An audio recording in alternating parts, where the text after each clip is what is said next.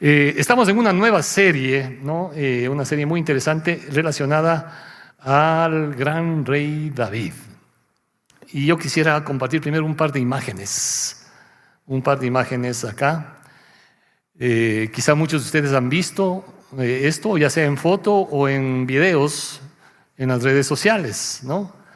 Y es interesante porque realmente nos lleva a pensar y meditar, porque dice que es muy significativo, y si bien es cierto, son criaturas hermosas, ¿no? A veces imponentes, pero hay que concientizar que a toda persona, si te acercas a uno de estos ejemplares, puede ser muy peligroso. Te pueden dar ganas de abrazarles, te pueden dar ganas de acariciarles, pero en general pueden llegar a ser muy peligrosos y te pueden llegar a causar mucho daño. Los otros son un león y un osito, ¿sí?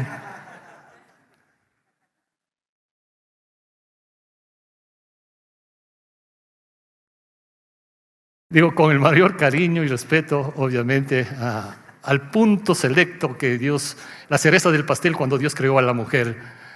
Pero cuando hay relaciones indebidas, pueden llegar a ser muy peligrosas, ¿sí? Muy peligrosas. Por eso yo le pedí a Dios que me dé una esposa perfecta, ¿sí? Y me dio una esposa pero tan perfecta que el único que se equivoca soy yo. Bueno, ya dejando de broma, ahora sí. Ahora sí. Fíjese lo que dice la palabra de Dios, ¿no? En este sentido, y es curioso cómo lo enfatiza las Escrituras, y vamos a ver también, obviamente, en relación a David, sobre todo. Pero dice acá en Proverbios 31:3, ¿no? Este último capítulo, que habla de todas las virtudes que tiene la mujer también, pero también habla en este sentido de lo peligroso que puede ser. Dice, no des a las mujeres tu fuerza ni tus caminos a lo que destruye reyes. En otra versión, ¿no? El lenguaje actual dice, no te vuelvas loco por las mujeres, pues han llevado a la ruina a muchos reyes, ¿no? Curioso. Y cuando uno abre las Escrituras y uno comienza a ver lo que aconteció, uno se da cuenta, ¿sí? ¿Quién fue el hombre más fuerte, como digo a veces, en toda la vida? Sansón, ¿sí? ¿Cuál fue su debilidad? Las mujeres. Y no fue que cayó de la noche a la mañana. Fue cediendo poco a poco a la tentación, ustedes saben. Y ahí estaba esta mujer, Dalila, ¿no? Debió haber sido una chica hermosa, muy hábil, muy astuta también. Ay, no me quieres decir, ¿en dónde está tu secreto? Cuéntame, no me quieres. ¿Y cuánta cosa le diría, no? Que al principio le va poco a poco cediendo. No, es que si me amarran con unas cuerdas, es que si me atan los cabellos, es que sí. No. Hasta que finalmente le dijo, no, aquí está el secreto de mi fuerza. Obviamente tenía que ver con la dependencia en Dios, la fortaleza que venía de Dios. Pero abrió su corazón y le dijo, y ella lo que hizo fue avisar a los filisteos, y ustedes saben el resto de la historia. Sansón, el hombre más fuerte. Yo sé que aquí están algunas personas que practican fisicoculturismo, son fuertes y todo, pero nadie en la historia ha habido tan fuerte como Sansón. Como tampoco nadie tan fuerte nadie tan sabio como Salomón, ¿sí? Y es curioso lo que dice la palabra de Dios en relación a Salomón. No vamos a leer todos los textos bíblicos por el tiempo, pero en Primera de Reyes dice, capítulo 11, pero el rey Salomón amó, además de la hija de Faraón, a muchas mujeres extranjeras. Más adelante dice, a estas pues se juntó Salomón con amor. Y es interesante porque el verso 4 dice, y cuando Salomón era ya viejo, sus mujeres inclinaron su corazón tras dioses ajenos, y su corazón no era perfecto con Jehová su Dios, como el corazón de su padre David, ¿no? Sus mujeres inclinaron. La influencia de la mujer es tremenda, ¿sí? Es tremenda. La mujer sabia, por eso dice Proverbios también, edifica, ¿sí? Mas la necia con sus manos puede arruinar, y eso también ha pasado. Proverbios capítulo 6, verso 23 en adelante, y sobre todo el verso 27 quisiera leer nada más, porque aquí está hablando del mandamiento, ¿sí? Los preceptos de Dios son lámpara, que uno debe estar atento para que alumbre nuestro caminar. Y luego dice el verso 27, ¿tomará el hombre fuego en su seno sin que sus vestidos ardan? ¿Sí? ¿Andará el hombre sobre brasas sin que sus pies se quemen? Así es que el que se llega a la mujer de su prójimo, no quedará impune ninguno que la tocare, ¿no? Y cuando vemos en la vida de David, también lamentablemente pasó lo mismo. La Biblia habla de David, un hombre conforme el corazón de Dios, ¿sí? Un hombre, de nadie más en la Biblia se dice que era conforme al corazón de Dios.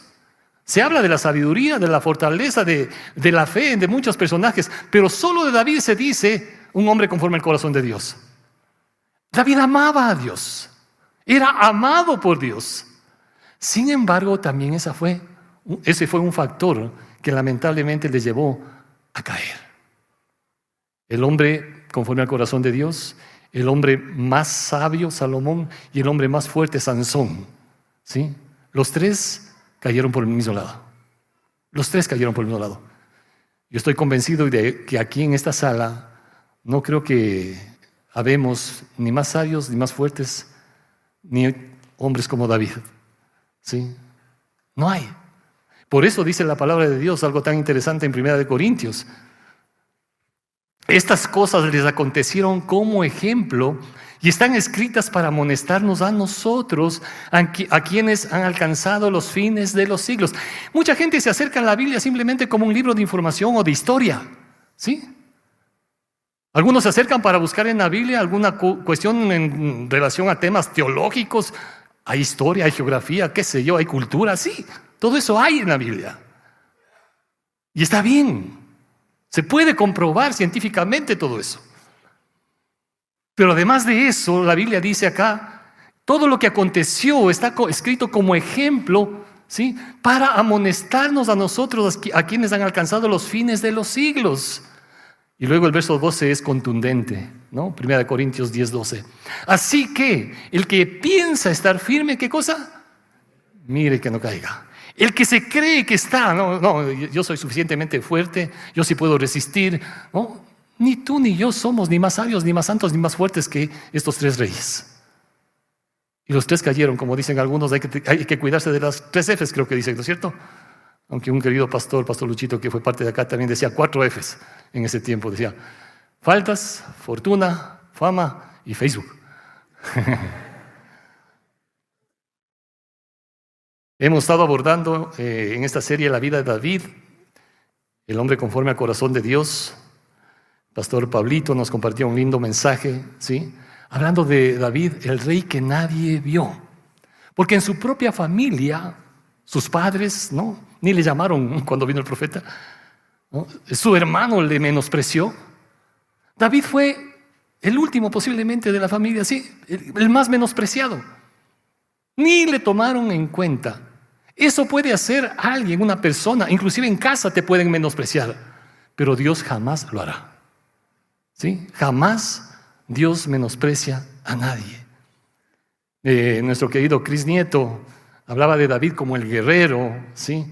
Como venció al gigante, pero también llegó un momento en que tuvo que esconderse y se fue a la cueva de Adulán, donde se reunió con algunos personajes, donde vivieron crisis, estaba gente que estaba con muchos problemas, endeudados, enfermos, perseguidos, qué sé yo, cuánta gente que estaba ahí, ¿no? Como 400 personas.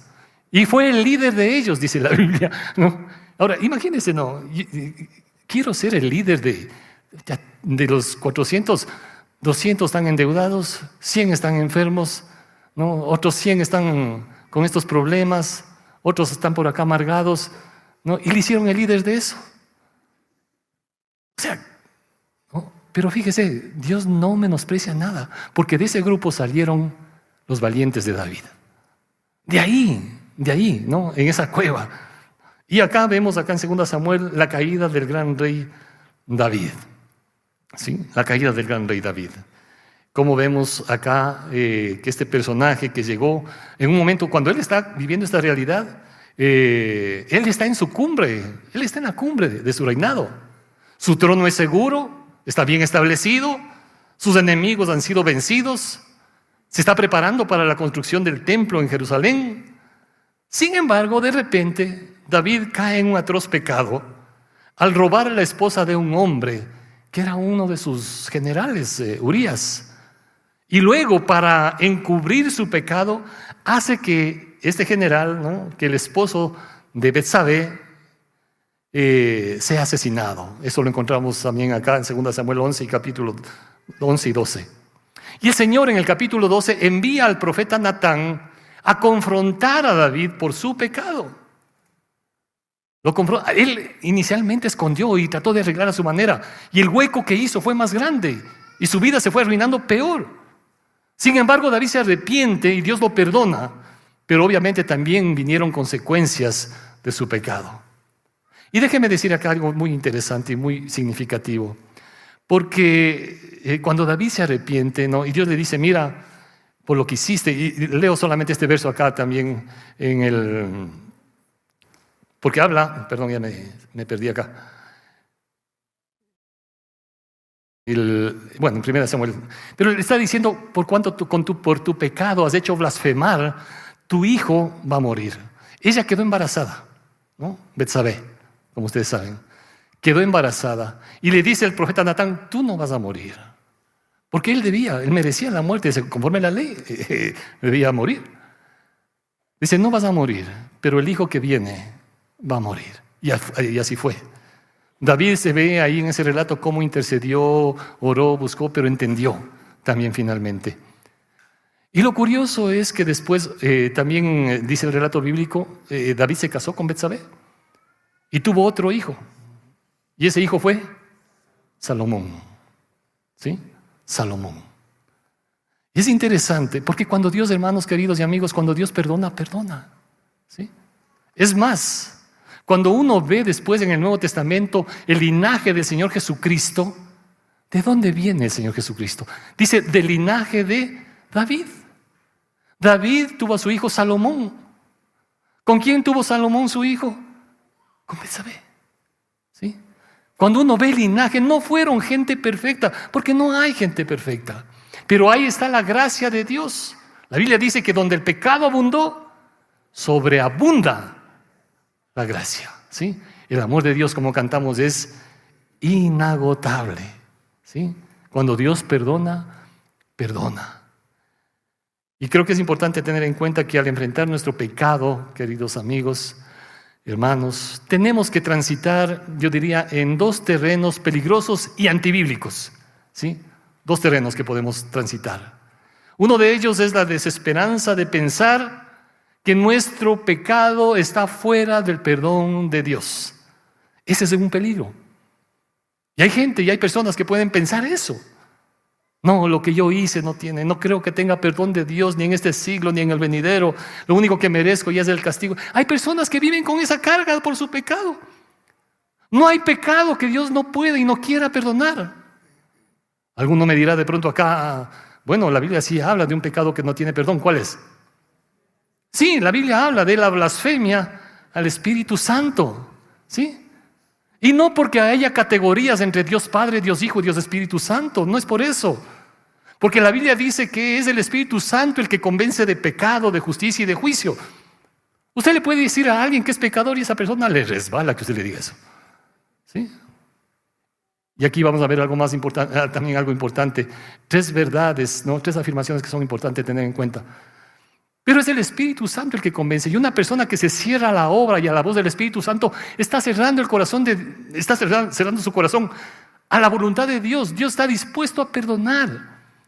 Y el primer peligro es este: pensar o creer que nuestro pecado está fuera del alcance de Dios. No, mi pecado no tiene perdón de Dios. Ese es un error.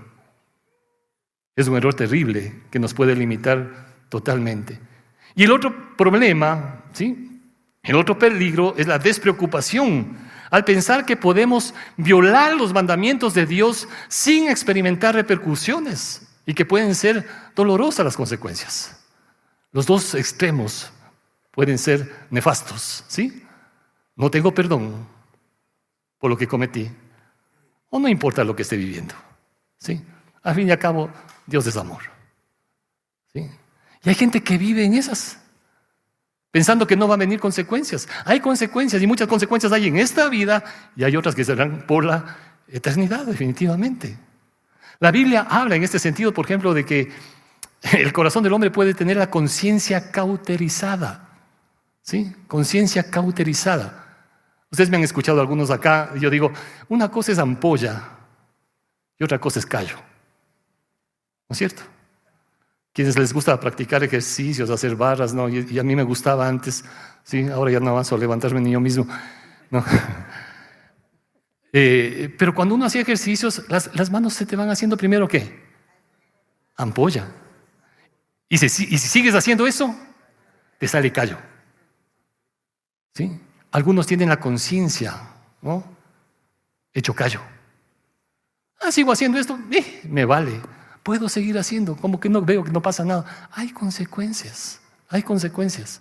Entonces los dos extremos son igualmente peligrosos. Y queremos hacer 3 afirmaciones. Bueno, vamos a hacer 3 series de 3 ahora. Lo primero, 3 afirmaciones para tomar en cuenta. La primera afirmación es que debemos reconocer que no estamos aquí para juzgar ni condenar a nadie. ¿Sí? Aquí estaremos, qué sé yo, unas 700, no sé, 800 personas. ¿Sí? Pero ninguno acá, llámese como se llame, tenga el cargo que tenga, ninguno estamos aquí para juzgar, condenar o señalar a nadie. No tenemos la autoridad para tal cosa. Cuando uno lee el relato bíblico, cuando Jesús está, ¿no? Bueno, es interesante porque cuando le llevan a la mujer, ¿no? Que fue encontrada en adulterio, ¿no? Ella ni siquiera buscó a Jesús, le van llevando donde Jesús. Y le van llevando con un propósito, con malas motivaciones. Una, apedrearle a ella. ¿Sí? ¿Esta se merece castigo conforme a la ley? Sí, debe morir apedreada. Les llevan para apedrearle, pero también aprovechando eso para ver qué dice Jesús para ponerle una trampa ahí. Y cuando están en ese diálogo, y yo quisiera también que pensemos en esto, cuando leemos la palabra de Dios, queridos amigos, no lo veamos como simplemente como un hecho histórico. Eso pasó hace más de 2000 años con esta mujer. Sí podemos recordar eso. Pero la Biblia dice también que cielo y tierra pasará, pero su palabra no pasará. Lo que le dijo a ella hace 2000 años tiene sentido y significado hoy en día, lo que de pronto yo puedo estar pasando. Porque ustedes se acuerdan, en ese momento le preguntan a Jesús, le insisten a Jesús, y Jesús se regresa y les dice, bueno, está bien, el que esté sin pecado, láncele, comience a apedrearle. Y dice el relato bíblico que comenzando desde el más viejo, porque conforme uno vive más años, tiene más posibilidades de ofender más a Dios, ¿sí? Comenzando desde el más viejo hasta el más joven, soltaron las piedras y se retiraron. Y quedaron completamente ahí solamente Jesús y esta mujer. Y ahí le dice, Señor, ¿nadie me condena? ¿Por qué? Porque nadie tuvo la autoridad moral, legal, religiosa, lo que quiera ponerle. Nadie tuvo la autoridad para levantar una piedra y lanzarle a esta mujer. Aunque se merecía posiblemente, conforme a la ley. Pero nadie tuvo la autoridad. Y está delante de quien tiene toda autoridad y no necesita una piedra para fulminarle. Y él que tiene toda autoridad le dice 3 cosas, ustedes saben, ¿no? Primero le dice, ni yo te condeno. Cuando uno está mal, cuando uno ha hecho algo indebido, hay una carga de culpa en el corazón. Esta mujer seguramente ya se sentía más que miserable, ¿no? Y miserable también el que le dejó que ella enfrente todo el problema. ¿Sí? Pero ya se sentía mal, pésimo. Y encima de eso, claro, sabía que ya que comience solamente a sentir las pedradas de encima. Y cuando escucha de Jesús, ni yo te condeno, le está diciendo, yo tengo la autoridad para condenarte. Yo tengo la autoridad para señalarte, porque nadie tuvo. ¿Sí? Yo tengo la autoridad. Y yo que tengo la autoridad te digo, no te condeno. ¿Sí? La vida de esta mujer fue restaurada completamente. A pesar de lo que ella vivió. Luego le dice, vete en paz. En paz. ¿Sí? La verdadera paz solo puede venir de parte de Dios cuando no hay nada que te condene. Porque mientras haya algo en el corazón que te está condenando, difícilmente voy a poder experimentar la verdadera paz de Dios. Primero el Señor le quita la culpa del pecado y luego le dice, tienes paz, vete en paz, ¿sí? Vete en paz. Pero también le advierte y le dice, no peques más, ¿sí? Casi pierdes la vida por esto. Las consecuencias de esto casi te costó la vida, ¿sí? Hey, endereza tus pasos, endereza tus pasos. Por eso digo, estamos aquí en primer lugar para afirmar que no estamos nosotros aquí para juzgar, condenar, atacar, señalar a nadie. En segundo lugar, debemos afirmar que todos hemos pecado, como dice la Biblia. ¿Sí? El pecado ha hecho una separación del hombre con Dios, y en ese sentido todos estamos en la misma canasta. La Biblia dice: la paga del pecado es muerte, separación. ¿Sí? Estamos destituidos de la gloria de Dios, mas la dádiva de Dios es vida eterna en Cristo Jesús. La dádiva, su Hijo Jesucristo. En el libro de Jeremías, capítulo 2, es un relato interesante, solamente leo unas partes acá. En el verso 20, el Señor, a través del profeta Jeremías, llamando la atención al pueblo, le dice: porque desde muy atrás rompiste tu yugo y tus ataduras, y dijiste: no serviré. ¿Sí? Está hablando de yugo. ¿Sí? El yugo te permite caminar junto. El Señor Jesucristo también habló del yugo. Tomad mi yugo, dijo, ¿no? Está diciendo, el yugo te permite caminar juntos. Pero acá está diciendo: hey, este pueblo ha roto el yugo, te separaste, quisiste hacer las cosas por tu cuenta. Eso es lo que está diciendo. Y dijiste: ya no me interesa servir, no me interesa de pronto buscar a Dios. Esa separación trae al corazón, a la vida de uno, pecado. Es esa separación. Y en el verso 22 dice: aunque te laves con lejía y amontones jabón sobre ti, la mancha de tu pecado permanecerá aún delante de mí, dijo Jehová el Señor. Qué fuerte que es esto, ¿sí? Aunque te laves con lejía, te amontones jabón, ¿sí? Cuando usted está haciendo alguna tarea, de pronto en la casa, jardinería, en la mecánica, lo que quiera que esté haciendo, ¿sí? Se ensucia, se mancha, lo que sea, ¿no? Y después se da cuenta, ay, qué alivio pegarse un buen duchazo, ¿no? Si es que tienes que fregarte ahí con la esponjita, si es que es algo más fuerte, aunque sea el rastrojo, dicen, ¿no? No, para fregarte bien, ¿no? Para que salga, ¿no? Yo no sé cuál sea el detergente más fuerte para arrancar grasas, no tengo idea, ¿no? Unas personas de pronto buscarán bañarse con el mejor shampoo que tengan importado, otras simplemente con jabón El Macho, creo que había, ¿no? Para que le arranque bien la grasa. Sería bueno que arranque también la grasa para bajar de peso, pero no. Pero no hay ningún detergente, por fuerte que sea, que arranque la mancha del pecado, es lo que está diciendo. Aunque amontones, te laves con lejía, ¿no? Puedas poner cualquier tipo de detergente, no hay nada, absolutamente nada, que pueda limpiar esa mancha que está en el corazón. Y si uno es sincero delante de Dios, se da cuenta que sí, mi corazón está manchado, mi mente está manchada. Lo único que puede limpiar nuestro corazón, nuestra mente, nuestra conciencia, ¿sí?, es el Señor Jesucristo. La sangre de Él que limpia todo pecado. Todo pecado. Me salto acá un ratito por el tiempo, ¿no? Ustedes pueden ver en casa Santiago capítulo 1, verso 12, porque es interesante cómo vienen las tentaciones. Dice, cada uno, Dios no tienta a nadie, sino que cada uno de sus propios malos deseos es atraído, seducido, y luego hay las consecuencias, ¿no es cierto? El verso 15 nada más. Entonces la concupiscencia de esos malos deseos, después que ha concebido, da a luz el pecado siendo consumado, da a luz la muerte. Es un proceso, ¿sí? La tentación no es fea. Si la tentación fuera fea, nadie pecara. Pero te atrae. Desde Génesis lo vemos así. Desde Génesis. Vio que el fruto era agradable, rico para comer, ¿no? Apetecible. Y así es la tentación. Y una tercera afirmación que creo que también es importante señalar es que no siempre, hermanos queridos y amigos, hemos tenido una relación cercana con Dios. No hemos tenido siempre. La Biblia habla de 3 tipos de personas en Corintios, ¿no? El libro de Corintios 2 y 3. El hombre natural, que no percibe ni siquiera, dice, las cosas de Dios. El hombre carnal, que de pronto se acerca un poquito a Dios, pero sigue haciendo del mundo su cómplice, ¿no? Y coquetea con el mundo. Y el espiritual, que se enfoca en Dios y a la manera de Dios, ¿sí? Porque una cosa es creer en Dios y otra cosa es creerle a Dios, ¿sí? Quizá a usted le ha tocado en algunas conversaciones, ¿no? Y he escuchado a las personas, yo he escuchado algunas veces a las personas decir, yo soy, y le ponen en la religión que sea, ¿no? Yo soy evangélico o católico o lo que sea, ¿sí? Y le dicen, soy, ejemplo, y por favor, esto no estamos ofendiendo ni atacando a nadie, No es nuestra costumbre para nada eso, ¿no? Yo soy católico, sí, pero no practicante. Seguramente han escuchado.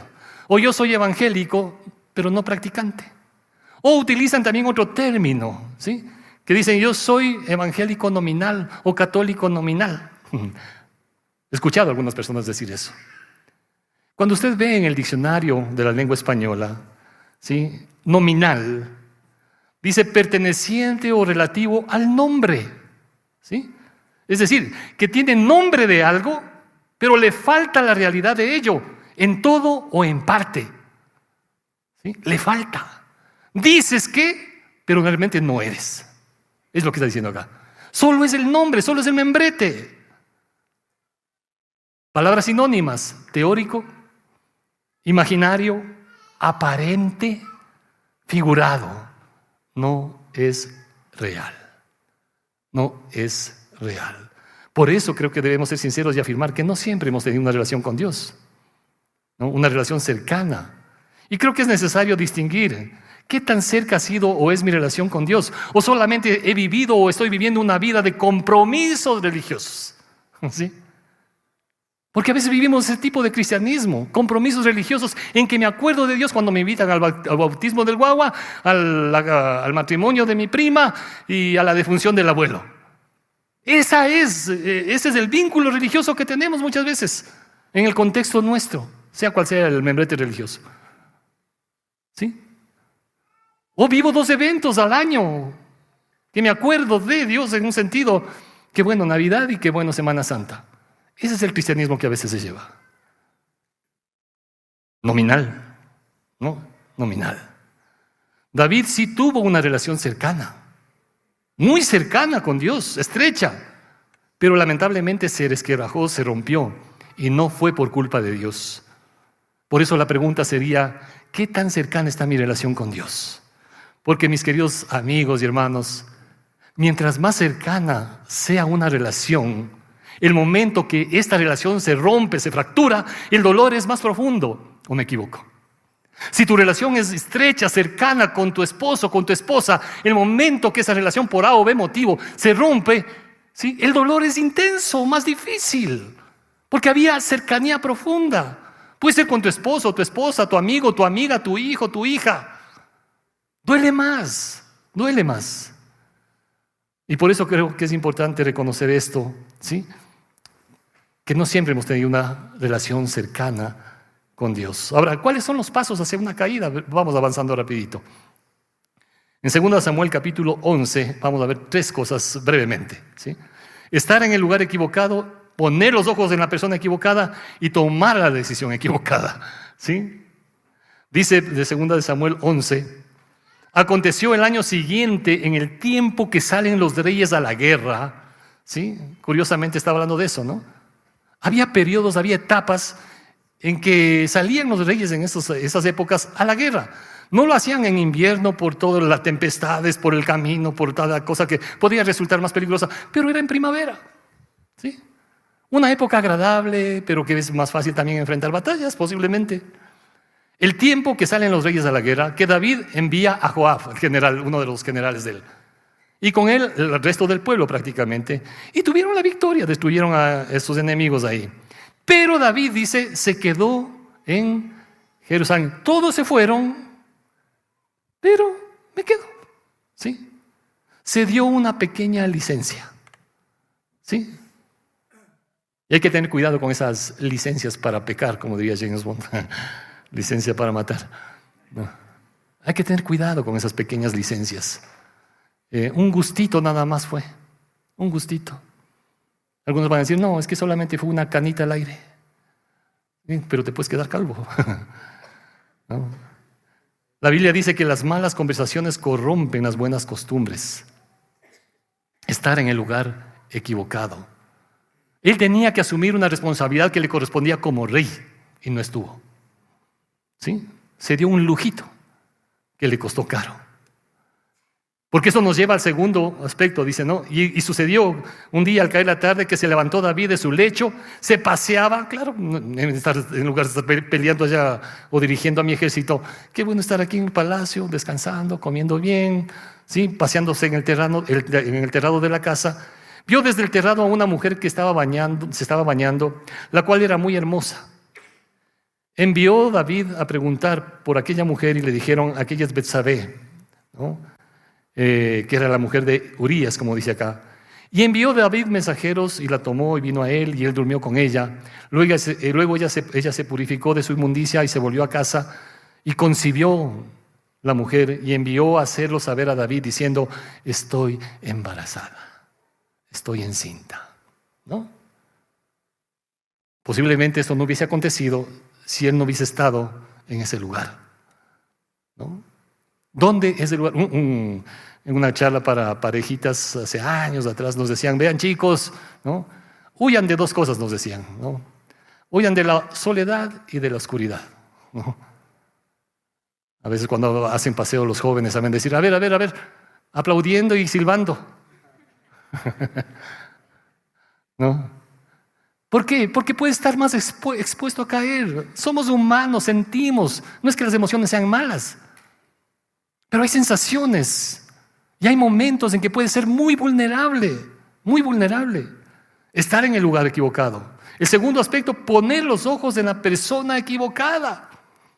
Poner los ojos en la persona equivocada. La Biblia habla de los deseos de los ojos, la vanagloria de la vida, no los deseos de la carne. Y es interesante. No podemos, obviamente, evitar mirar. Y con el mayor cariño y respeto, queridas damas, sí, ver la belleza que Dios ha creado, definitivamente uno puede ver, observar, valorar. Pero una cosa es verla y otra cosa es codiciarla. ¿Sí? No podemos evitar verles. No podemos evitar, pero sí podemos evitar esa segunda mirada que codicia y que daña el corazón. Por eso Jesús habló en ese sentido cuando dijo, si alguno mira a una mujer para codiciarla, ¿qué cosa? Ya adulteró en su corazón. El adulterio comienza acá. Ya adulteró en su corazón. Ustedes han visto, de pronto pasa una chica con las medidas 90, 60, 90, ¿sí? Y de pronto por ahí está un grupo de chicos, ¿no? Les da tortícolis. ¿Sí? Enseguida se vira el cuello. Enseguida. Es cierto, no podemos evitar ver la belleza que Dios ha creado. Sí. Pero otra cosa sí podemos evitar. Codiciar, dañar, que nuestro corazón se corrompa. En el libro de Job, este personaje que vivió tantas experiencias difíciles, dice, hice pacto con mis ojos. Hice pacto con mis ojos. ¿No? Y leo la traducción en dos versiones diferentes. Dice, yo siempre me propuse no mirar con deseos, ¿no? Esos deseos impuros, a ninguna jovencita. En otra versión dice, hice un pacto con mis ojos de no mirar con codicia sexual a ninguna joven. Hay viejos verdes, como dicen las chicas a veces, ¿no es cierto? Rabos verdes, ¿no? Ya que ya están decrépitos, ¿no? Pero todavía están con... ¿Sí? La mente le tiene corrompida. La mente le tiene corrompida, dañada. Lugar equivocado, la persona equivocada, la decisión equivocada. David pudo, ¿sí?, haber estado en otro sitio. Por último, pudo decir, no, ¿sabes qué? Ya, estamos acelerados, no vale la pena, no hagamos una locura, ¿no? Y por último, sí, no, pero manda a matar inclusive. Fue cavando, quiso tapar un hueco abriendo un hoyo mucho más grande. La decisión equivocada. A veces tomamos decisiones equivocadas juzgando, escondiendo, tapando, y eso se vuelve más grave, Y por último, 3 recursos hacia la restauración, brevemente, ¿no? Primero, reconocer y arrepentirse. Aquí cuando el profeta Natán llega donde David, le confronta de una manera muy interesante. No tenemos tiempo, pero usted puede leer en el capítulo 12, ¿no? Y le hace caer en cuenta que eres tú, oh rey, tú mismo de tu propia boca has salido, que tú eres el que debería morir. Le hace ver la realidad de lo que está viviendo. El verso 9, ¿sí?, 2 Samuel 12:9, dice, el profeta Natán le dice a David: ¿por qué pues tuviste en poco la palabra de Jehová? Es un peligro cuando se tiene en poco. No le doy el valor, la importancia de lo que Dios me dice. Tuviste en poco la palabra de Jehová, haciendo lo malo delante de sus ojos. Tal vez nadie te veía, pero hay alguien que te está viendo. Heriste a espada, dice a Urías, el esposo de esta señora. Tomaste por mujer a su mujer y a él lo mataste, ¿no?, a espada.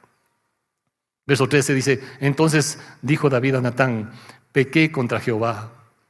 Y Natán dijo a David: también Jehová ha remitido tu pecado, no morirás. Mas por cuanto con este asunto hiciste blasfemar a los enemigos de Jehová, el hijo que te ha nacido ciertamente morirá. Y así fue. Hay consecuencias, hay consecuencias. En segundo lugar, debemos confesar y apartarnos. Proverbios 28:13, es un texto precioso. Proverbios 28:13 dice: el que encubre sus pecados, ¿qué? ¿Sí? Tú puedes seguir tapando toda la vida intentando, pero eso va a traer consecuencias. El que encubre sus pecados no prosperará, más el que los confiesa. Y el requisito para alcanzar misericordia no es vivir confesando y confesando y confesando, pues. Sí me acuerdo cuando llegaba, yo les he contado acá, cuando iba a confesarme donde el sacerdote, ¿no? Llegaba el punto que decía: perdón, Padre, por los pecados olvidados. Mentiroso. Sí me acordaba. Y vivía confesando y confesando y confesando. ¿Sí? Pero dice: el que confiesa y se aparta alcanza misericordia. Confesar, reconocer, confesar, ¿sí? Y apartarse. El Salmo 51 es el salmo donde David abre su corazón tras la falta que había cometido con esta mujer, ¿no? Y usted lee ese Salmo 51, es una confesión de lo profundo del corazón. No tenemos tiempo, pero es tan lindo. Si es que hay algo en mi corazón que necesita ser confesado, tome el Salmo 51. Ten misericordia de mí, oh Dios, conforme a tu misericordia. No, apiádate de mí, porque contra ti he pecado, he hecho lo malo. Y comienza a abrir su corazón delante de Dios. Y le dice: no quites de mí tu Santo Espíritu, ¿no? En el Antiguo Testamento él había visto, ¿no? David había visto cómo el Espíritu de Dios se apartó de Saúl. Se apartó de Saúl. En el Nuevo Testamento el Espíritu Santo ha venido a ser morada en cada creyente. Pero también dice la Biblia que muchas veces podemos causar tristeza. Dice: no contristéis al Espíritu Santo. Y a veces hay cosas que podemos causar tristeza al Espíritu Santo. Salmo 32, brevemente. Bienaventurado aquel cuya transgresión ha sido perdonada y cubierto su pecado. ¿Sí? Y cubierto su pecado. Estábamos con mi esposa, tal vez recuerde, hace algunos años en una conferencia para parejas.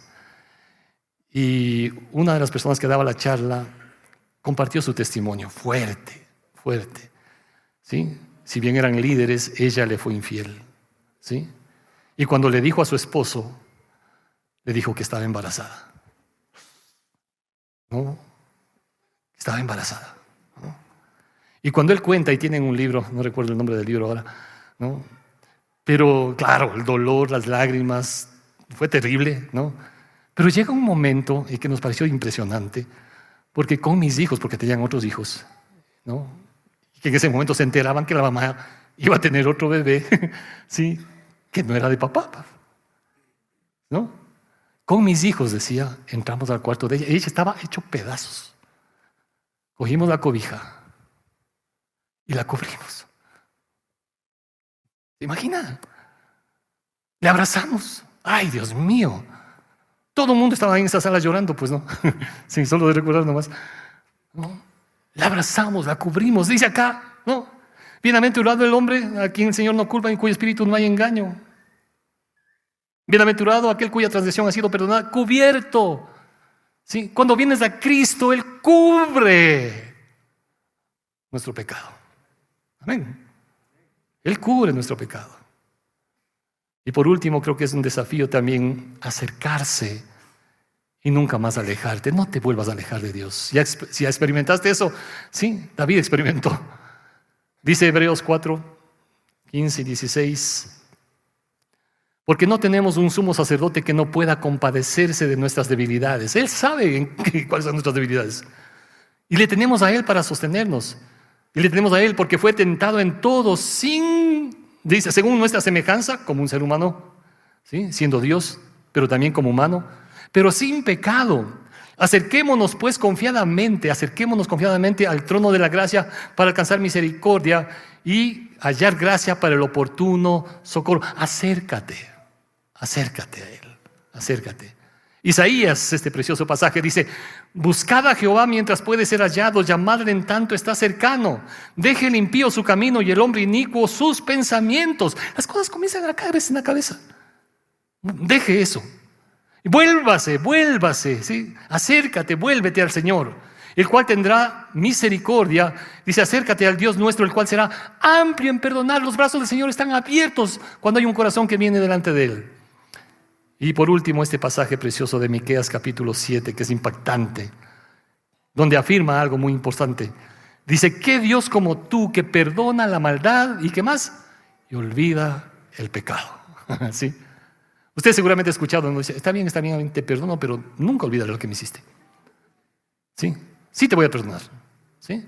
Pero jamás me olvidaré. Ahora, cuando dice acá Dios, ¿no? Dios es un Dios que perdona la maldad y olvida. No es que a Dios le da amnesia, pues. Pero lo que Dios hace es: yo te perdono y nunca más me acordaré, en el sentido de que nunca te voy a sacar en cara esto porque yo ya te he perdonado. ¿Está claro? Pero nosotros no hacemos esto, ni bien tenemos la mínima oportunidad. No, ¿te acuerdas lo que me hiciste? ¿Sí? Y volvemos a sacar. Y esos conflictos a veces en la pareja, en la relación de pareja, es difícil, ¿no? Por eso dicen: no seamos históricos. No solo histéricos, históricos. Porque traemos todo lo de atrás y volvemos a sacar. ¿Qué Dios como tú, que perdona la maldad y olvida el pecado del remanente de su heredad? No retuvo para siempre su enojo, porque se deleita en misericordia. Él volverá a tener misericordia de nosotros, sepultará nuestras iniquidades, echará en lo profundo del mar nuestros pecados.